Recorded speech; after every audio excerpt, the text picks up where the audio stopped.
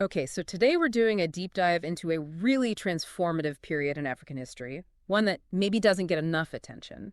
We're talking about Nigeria, 1975 to 1979, the military government under first Murtala Muhammed and then Olusegun Obasanjo.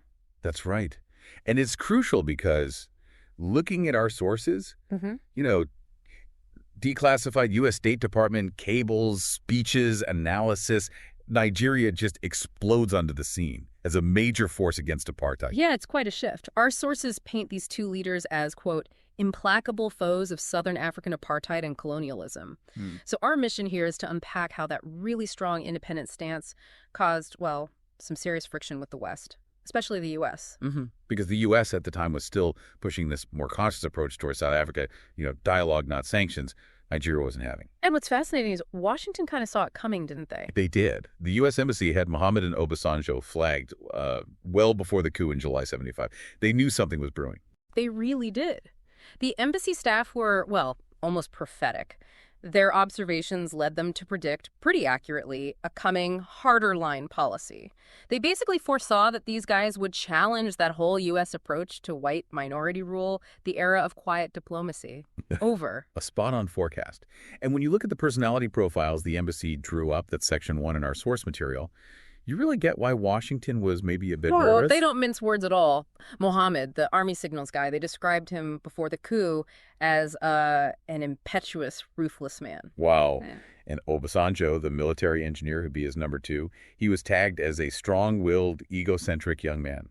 Not exactly glowing reviews. Not at all. And the U.S. fundamentally saw both of them as anti-West. They used terms like dangerous firebrands. Okay, but why? Why anti-West and dangerous firebrands even before they fully took power? What was driving that assessment? It seems rooted in this deep, intense sensitivity they both had towards anti-Black racism.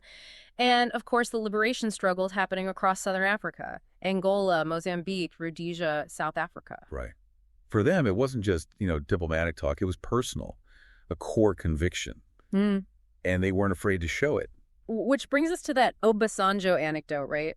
Before they even seized power. Exactly. It's such a telling incident. Obasanjo apparently used actual troops to stage a 24-hour occupation. An occupation of what? Of U.S. Embassy annex buildings to physically evict U.S. agencies from the premises. Whoa. Okay, that's not a quiet diplomatic protest. Not even close. Yeah. It's a physical act. It screamed sovereignty, disrespect won't be tolerated. It was basically a flashing red light saying, we will take radical steps. Yeah, that definitely signals they wouldn't be playing by the old rule book. Okay, so let's dig into the philosophy behind this. It wasn't just a reaction to gaining power, right? This ideology was already there. Absolutely. There's a cable sent right after the coup mentioning this extraordinary exchange between Muhammad and Obasanjo way back in 1972 at a foreign policy conference. And this exchange really highlights their different styles, doesn't it? Perfectly. So Muhammad, being the impulsive one according to the sources, just insists Nigeria should send combat troops straight to South Africa. Like, immediately. Which was ambitious, to say the least, back then, militarily, politically. Completely unrealistic. And Obasanjo's response is just classic pragmatism. He reportedly shoots back, okay, you can go to South Africa, but I'm staying here. Yeah. Okay, so that kind of sums it up. Muhammad the Firebrand setting the direction, Obasanjo figuring out how or if it could actually be done. Pretty much. But even though Obasanjo was more cautious in that specific moment, don't mistake that for softness. The U.S. absolutely viewed him as hardline, too. Right. So what was it about Obasanjo's views, even before 1975, that made the West uneasy? Well, a July 1975 cable digs into this. It says he was already deeply committed to the African liberation struggle. And crucially, he'd basically written off cooperating with the white-controlled world. He saw them as part of the problem. So it wasn't just fighting apartheid itself, it was fighting the West's perceived connection to it. Exactly. And his rhetoric was, frankly, incendiary for the time. He accused NATO, the North Atlantic Treaty Organization, of actively encouraging, arming, and financing Portugal's suppression in its African colonies, basically accusing them of complicity in genocide. That's a huge accusation against a major Western military alliance. Massive. It's not just a political disagreement. It's an accusation of deep, active military support for colonialism. And presumably, if he thought NATO was doing that with Portugal, then he believed they'd do the same elsewhere. The sources say he fully expected the U.S. and NATO to side with South Africa and Rhodesia if a real conflict broke out. Okay, so that explains the mindset. Nigeria has to go it alone, can't trust the West, even if it hurts economically or diplomatically. That's the foundation. Which leads us straight into Section 3, the big public break, the Angola crisis in early 76. Ah, yes, this is where Muhammad really throws down the gauntlet. He does. Nigeria officially recognizes the MPLA, the Soviet and Cuban-backed movement in Angola, as the legitimate government. This was a direct challenge to U.S. policy, which was, quietly backing other factions. And President Ford sends a letter expressing U.S. displeasure. And Muhammad doesn't just file it away. Mhm. He sees the tone as lecturing, condescending. So what does he do? He makes it public.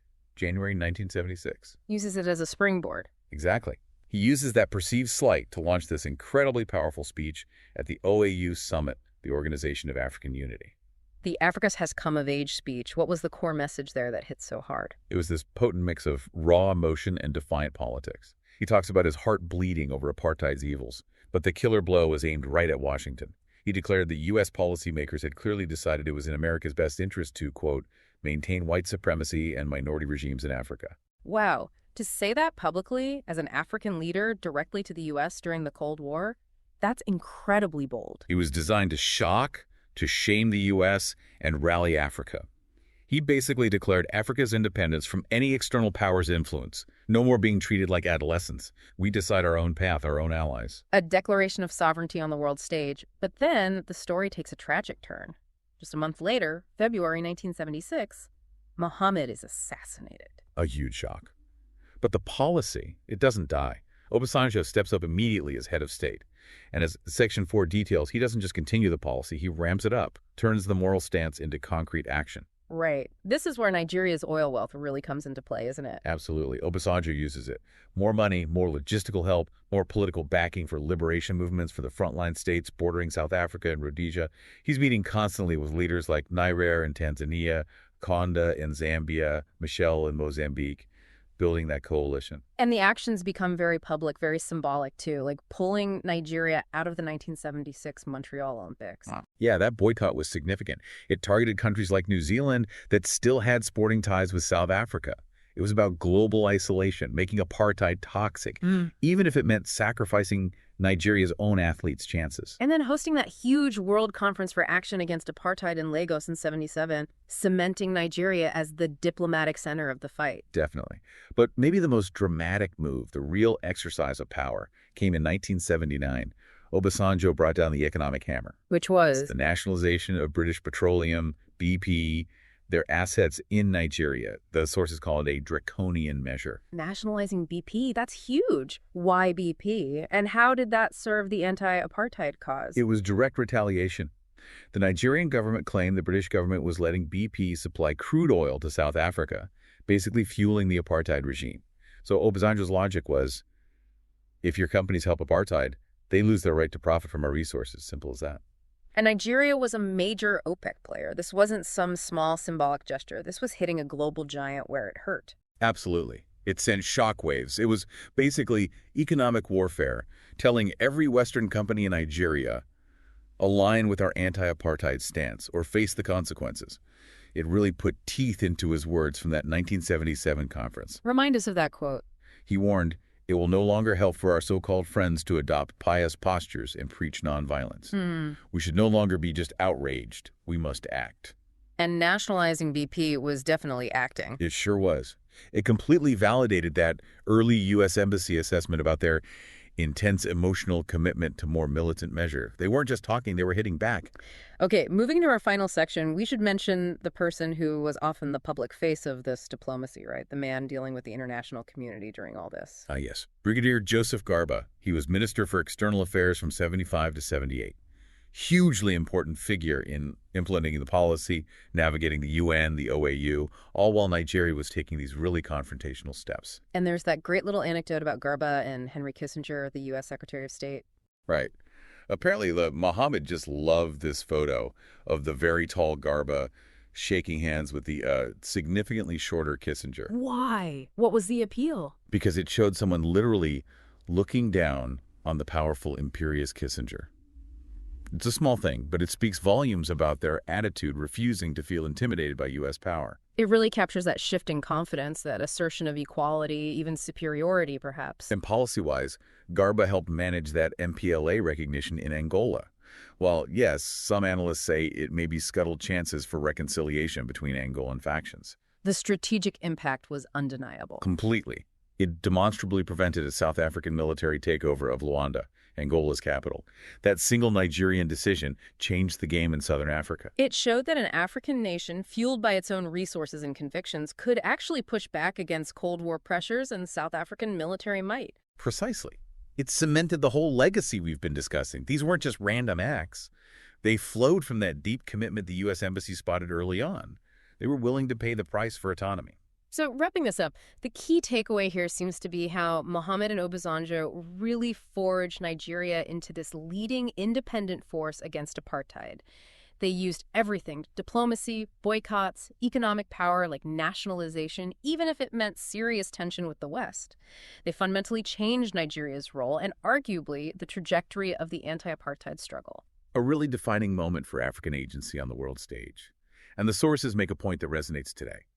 Remembering this history of solidarity of Nigeria's sacrifice is important, especially when you see things like, contemporary anti-Nigerian feelings or xenophobia directed at African migrants within South Africa itself. That really leaves us with something to think about, doesn't it?